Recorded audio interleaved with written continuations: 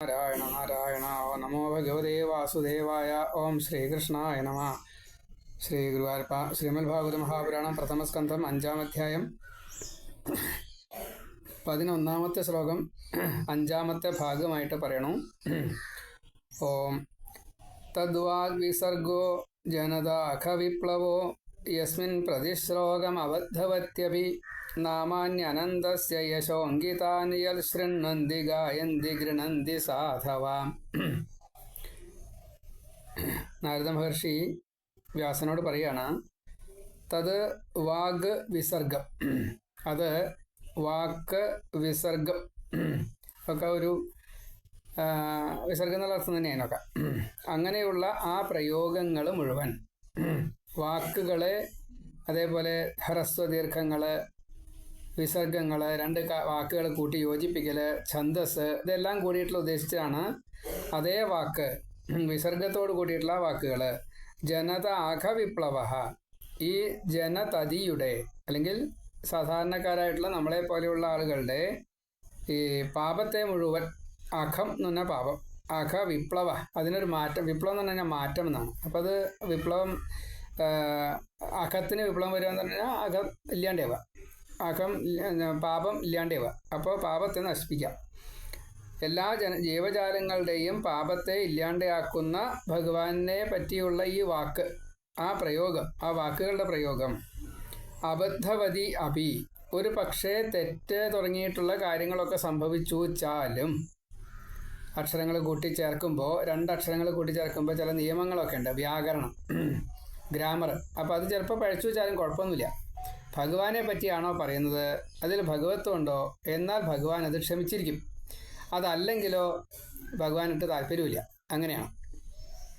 അപ്പോൾ അബദ്ധവതി അഭി, ചെറിയ ചെറിയ തെറ്റുകളൊക്കെ ഉണ്ടായി എങ്കിലും, യസ്മിൻ, ഇതിൽ പ്രതിശ്ലോകം, ഓരോ ശ്ലോകത്തിലും ഓരോ വരിയിലും. ഇപ്പം നമ്മൾ ഒരു ശ്ലോകം എന്ന് പറയുമ്പോൾ 4 ഭാഗങ്ങളാണ്. 2 ഭാഗം, ഇപ്പോൾ 32, സാമാന്യന 32ആണ്. അപ്പോൾ 32-ൽ പകുതി 16, അപ്പോൾ അതിൻ്റെ പകുതി 8. അപ്പോൾ 8, 8, 8, 8, അങ്ങനെ 4, 8, 32. അപ്പോൾ നമ്മളിവിടെ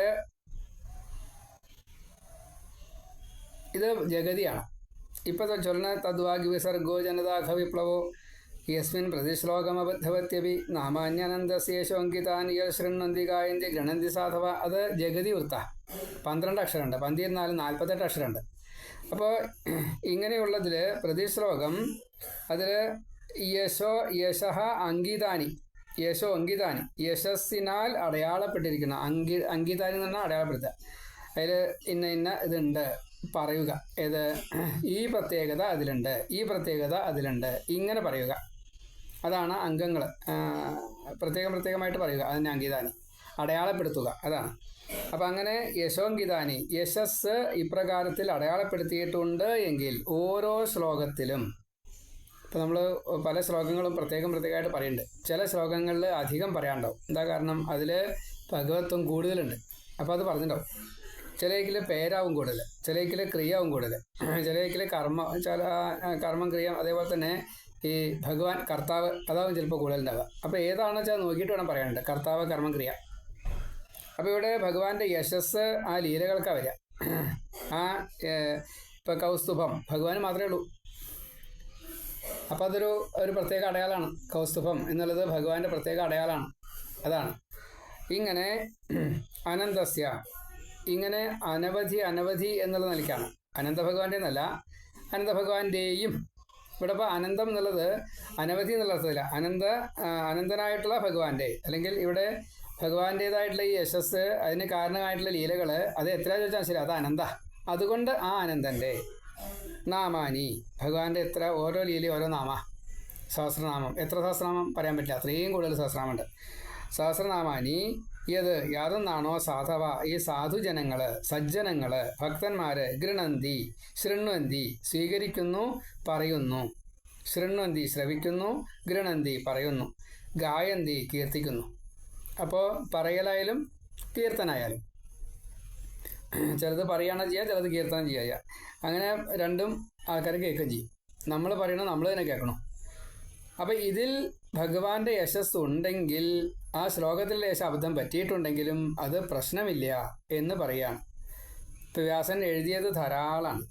ആ ധാരാളത്തിൽ ഭഗവാന്റേത് കുറവായിരുന്നു എന്നതാണ് വ്യാസന്റെ ദുഃഖത്തിന് കാരണം. എന്നാൽ വ്യാസന്റെ ദുഃഖത്തിന് കാരണം ഉണ്ടാവില്ല. ഇത് മുഴുവൻ ഭഗവാനെ സംബന്ധിച്ചായിരുന്നു പറഞ്ഞിരുന്നത് എങ്കിൽ അതിനാണ് സമർത്ഥിക്കുന്നത്. തത് വാഗ് വിസർഗ, അങ്ങനെയുള്ള വാക്കുകൾ അതിൻ്റെ വിസർഗത്തോട് കൂടിയിട്ട്, സർഗം വിസർഗം എന്ന് പറഞ്ഞാൽ വേറൊന്നുണ്ട്. സർഗം എന്നുള്ളത് സൃഷ്ടിയാണ്. സൃഷ്ടിച്ചവയിൽ നിന്നും വീണ്ടും സൃഷ്ടിച്ചവ എന്ന വിസർഗം. അപ്പോൾ വേദമാണ് സ്വതവേ ഭഗവാനാൽ സൃഷ്ടിക്കപ്പെട്ടത്. ഭഗവാൻ സൃഷ്ടിച്ച വേദത്തിൽ നിന്നും എടുത്തതായതുകൊണ്ട് ഇതെല്ലാം വിസർഗങ്ങളാണ്. പുരാണാദി കാര്യങ്ങളൊക്കെ വേദത്തിൽ നിന്നും എടുത്തതായതുകൊണ്ട് അതൊക്കെ വിസർഗമാണ്, തൽസൃഷ്ടിയാണ്. അപ്പോൾ അങ്ങനെയും അതിനൊരു അർത്ഥമുണ്ട്. ഇനി വിസർഗം, ഹ്രസ്വദീർഘം, കൂട്ടിച്ചേർക്കൽ തൊട്ടുള്ള കാര്യങ്ങളൊക്കെ വേറെ. അപ്പോൾ രണ്ടർത്ഥത്തിൽ അത് എടുക്കണം. അങ്ങനെയുള്ള ഈ വിസർഗം ചേർത്തിട്ടുള്ള ഈ വാക്കുകൾ ശ്ലോകാദി ഛന്ദോബദ്ധം ആയിട്ടുള്ള വന്നതൊക്കെ ജനതാഖ വിപ്ലവ, ജനങ്ങളുടെ മുഴുവൻ പാപത്തെ ഇല്ലാണ്ടെയാക്കുന്നു. യസ്മിൻ, അങ്ങനെയാണെങ്കിൽ അതിൽ, ആ ശ്ലോകത്തിൽ, ആ വാക്കിൽ പ്രതിശ്ലോകം അബദ്ധവത്യപി, ഓരോ ശ്ലോകത്തിലും ഈ തെറ്റുകൾ സംഭവിച്ചാലും, ഓരോ ശ്ലോകത്തിലും ഭഗവാനുണ്ടെങ്കിലും ഓരോ ശ്ലോകത്തിലും ഈ തെറ്റുകൾ സംഭവിച്ചിട്ടുണ്ടെങ്കിലും, അപ്പോൾ ഇവിടെ ഉദ്ദേശിച്ചത് ഓരോ ശ്ലോകത്തിലും ഭഗവാൻ ഉണ്ടാവണം. അതിൽ ഇതേപോലെ എന്തെങ്കിലും തെറ്റുകൾ സംഭവിച്ചാലും അതാണ് പ്രതിശ്ലോകം അബദ്ധവത്യപി. അപ്പോൾ അബദ്ധമാണ് സംഭവിച്ചത്. അബദ്ധവതി അഭി പ്രതിശ്ലോകം അബദ്ധവതി, അങ്ങനെയാണ് ശബ്ദം പറ്റിയിട്ടുണ്ട്. അഭി നാമാനി അനന്തസ്യ, ഭഗവാന്റെ നാമങ്ങൾ എത്രയാ ചോദിച്ചാൽ നിശ്ചയില്ല. അനന്ത ഭഗവാനാണ്, സംഘർഷമൂർത്തി എന്നുള്ള നിലയ്ക്കല്ല. ഭഗവാന്റെ നാമങ്ങൾ അനന്തമാണ് എന്ന അർത്ഥത്തിലാണ്. അങ്ങനെയുള്ള അനന്തസ്യ നാമാനി യശഃ അങ്കിതാനി, അതിൽ യശസ് അടയാളപ്പെടുത്തിയിട്ടുണ്ട് എങ്കിൽ യത് ശൃണ്വന്തി, അങ്ങനെയുള്ളതിനെ കേൾക്കുമ്പോൾ, കേൾക്കുന്നതാരാണോ അയാൾക്ക്, ഗായന്തി ഗാനം ചെയ്യപ്പെടുന്നത്, ഗൃണന്തി പറയപ്പെടുന്നത്, സാധവ അവർ അത് എടുത്തുണ്ടാവണം. ഈ സജ്ജനങ്ങൾ, ഭക്തന്മാര്, ബ്രാഹ്മണര് അത് എടുത്തുണ്ടാവണം. അങ്ങനെയാണെങ്കിൽ അത് ഉത്തമമാണ്. ഭഗവാൻ അതിലത്തെ തെറ്റ് ശരിയിൽ നോക്കാറില്ല. തദ്വാഗ്വിസർഗോ ജനതാഖ വിപ്ലവോ യസ്മിൻ പ്രതിശ്ലോകം അബദ്ധവത്യപി നാമാന്യനന്തശേഷോങ്കിതാനി യൽ ശൃണ്വന്തി ഗായന്തി ഗൃണന്തി സാധവ. തത് വാഗ്വിസർഗം ജനതാഖ വിപ്ലവ അബദ്ധവതി അപി യസ്മിൻ പ്രതിശ്ലോകം യശോങ്കിതാനി അനന്തസ്യ നാമാനി യത് സാധവഃ ശൃണ്വന്തി ഗൃണന്തി ഗായന്തി, അങ്ങനെയാണെങ്കിൽ എന്ന് പറഞ്ഞു വെച്ചേക്കാം.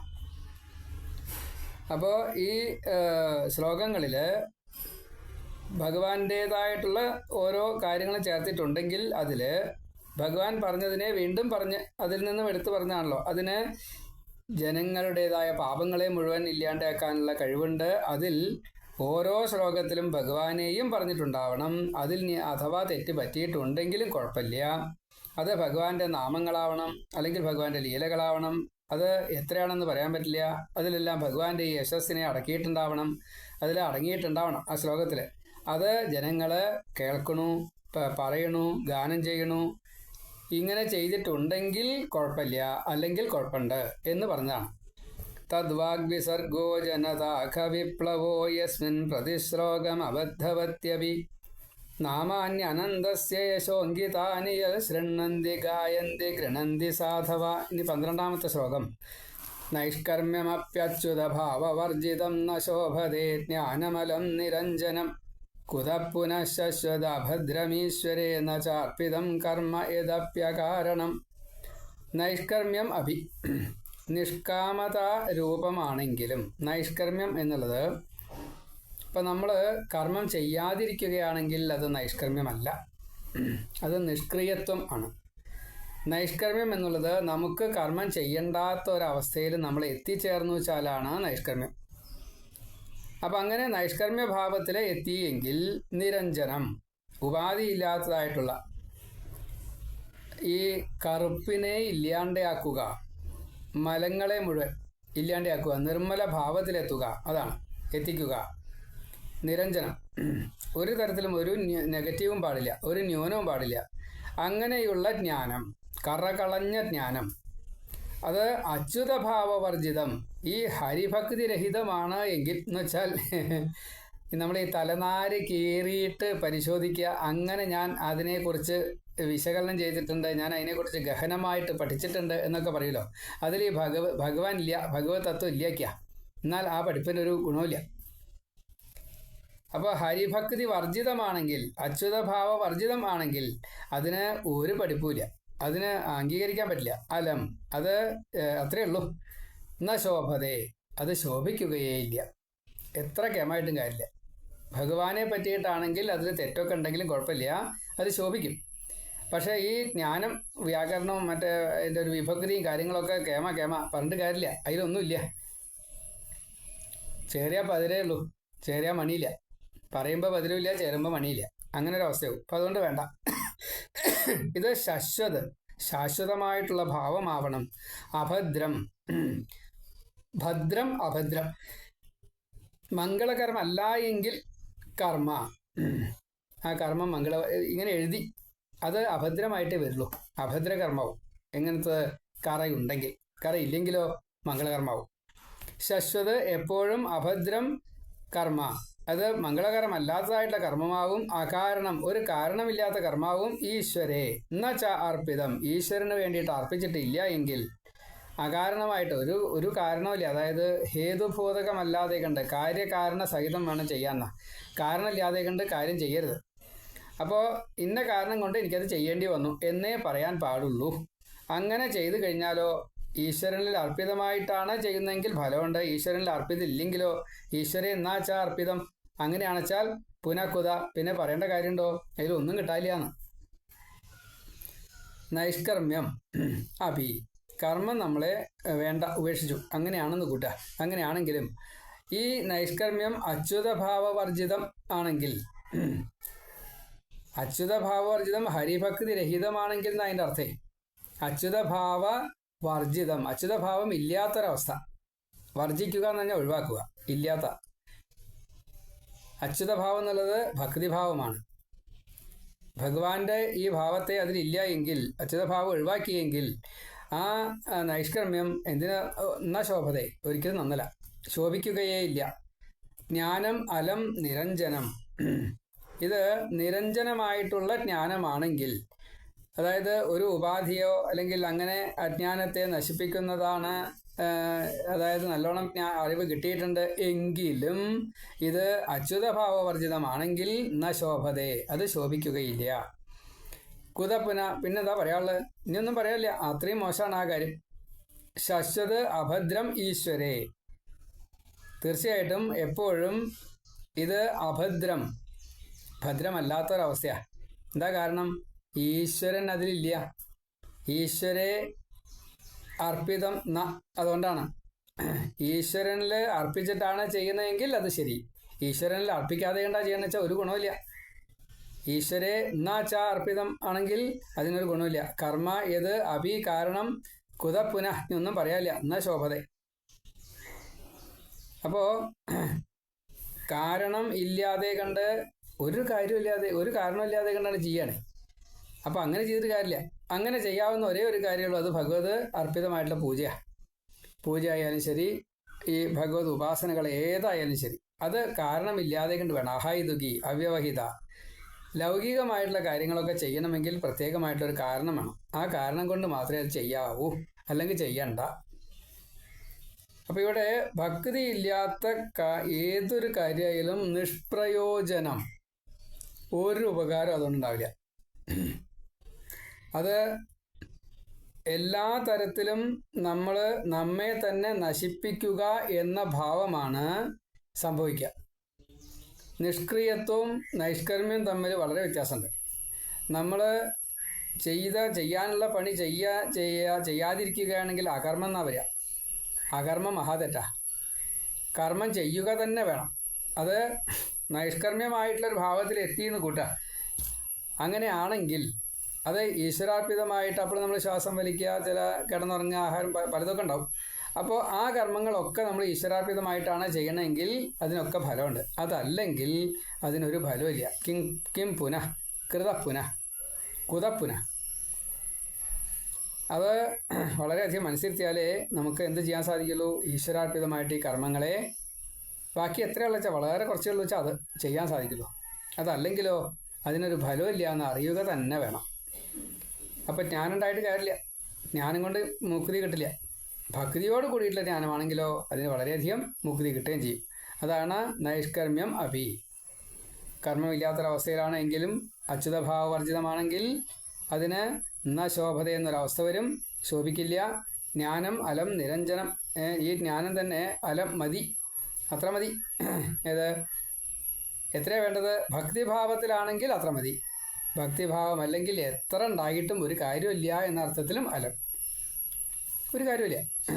നിരഞ്ജനം, അത് കറ തീരണം. അഞ്ജനക്കല്ല് എന്നുള്ളത് സ്വതേ മഷിയാണെങ്കിലും നിരഞ്ജനമായാൽ അതിൻ്റെ കാര്യം എന്താ?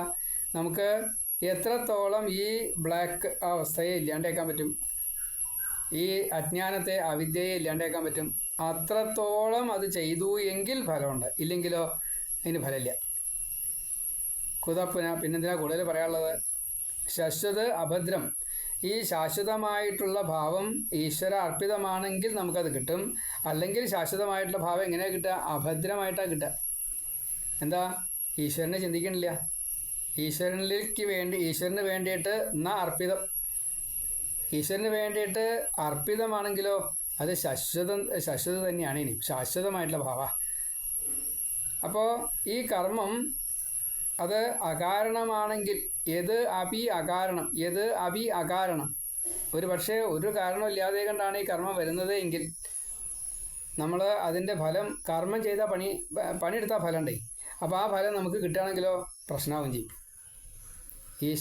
ഈശ്വരനെ സമർപ്പിക്കാതെ കണ്ട്, ഈശ്വരൻ അതിലില്ലാതെ കണ്ട് നമ്മളൊരു കർമ്മം ചെയ്യുകയാണെന്ന് വെച്ചാൽ നീ അത് ജ്ഞാനമായിക്കോട്ടെ, ശരിക്കുള്ള ജ്ഞാനമായിക്കോട്ടെ, ഒരു കലർപ്പുമില്ലാത്ത ജ്ഞാനമായിക്കോട്ടെ, അതിൽ ഭഗവാനില്ല. അപ്പോൾ അതിന് ഒരു ഗുണമില്ല, ഫലമില്ല. അല്ലെങ്കിൽ അതിന് ഫലമുണ്ട്. നൈഷ്കർമ്മ്യമപ്യച്യുതഭാവവർജിതം ന ശോഭതേ ജ്ഞാനമലം നിരഞ്ജനം കുതഃപുനഃ ശശ്വതഭദ്രമീശ്വരേ ന ചാർപ്പിതം കർമ്മ യദപ്യകാരണം. കൂട്ടാന് കഷ്ണം നിൽക്കുമ്പോൾ വെള്ളം കോരുമ്പോൾ നാരായണ നാമം ജപിക്കണം, ഇത്രയേ വേണ്ടൂ. ആ നാമം ജപിക്കാതെ കണ്ടാണ് ചെയ്യുന്നതെങ്കിൽ അതിന് ഫലമില്ല. അതേപോലെ നമ്മൾ യോഗാദി കാര്യങ്ങളൊക്കെ ചെയ്യുന്നുണ്ട്, അഷ്ടാംഗ യോഗമൊക്കെ ചെയ്യുന്നുണ്ട്. അത് സഗർഭമാവണമെങ്കിൽ അത് ഗുരുവായൂരപ്പനെ സ്മരിച്ചും കൊണ്ട് വേണം. അതല്ലെങ്കിലോ അഗർഭമാണ്. ആ അഗർഭത്തിന് എത്ര വലിയ സിദ്ധിനായിട്ടും കാര്യമൊന്നുമില്ല. ആ സിദ്ധി കൊണ്ട് ഒരു ഉപയോഗമില്ല. ലൗകികമായിട്ട് എന്തെങ്കിലുമൊക്കെ കിട്ടും. ആ കാര്യങ്ങൾ കിട്ടിയത് കൊണ്ട് നമുക്ക് ഉപയോഗം ഉണ്ടാവില്ല. ഇങ്ങനെ 2 ശ്ലോകങ്ങളെ പറഞ്ഞു. തദ്വാഗ്വിസർഗോ ജനതാഖ വിപ്ലവോ യസ്മിൻ പ്രതി ശ്ലോകമബദ്ധവത്യഭി നാമാന്യനന്ദസ്യേഷോങ്കിതാനി യൽ ശൃണ്വന്തി ഗായന്തി ഗൃണന്തി സാധവ നൈഷ്കർമ്മ്യമപ്യച്യുതഭാവവർജിതം ന ശോഭതേ ജ്ഞാനമലം നിരഞ്ജനം കുതഃപുനഃ ശശ്വതഭദ്രമീശ്വരേ ന ചാർപ്പിതം കർമ്മ യദപ്യകാരണം. 11ഉം 12ഉം 5ാമത്തെ ഭാഗമായിട്ട് ഇപ്പോൾ പറഞ്ഞു. ഇനി 13ാമത്തെ ഭാഗം അടുത്തതിൽ പറയാം. നാരായണ നാരായണ.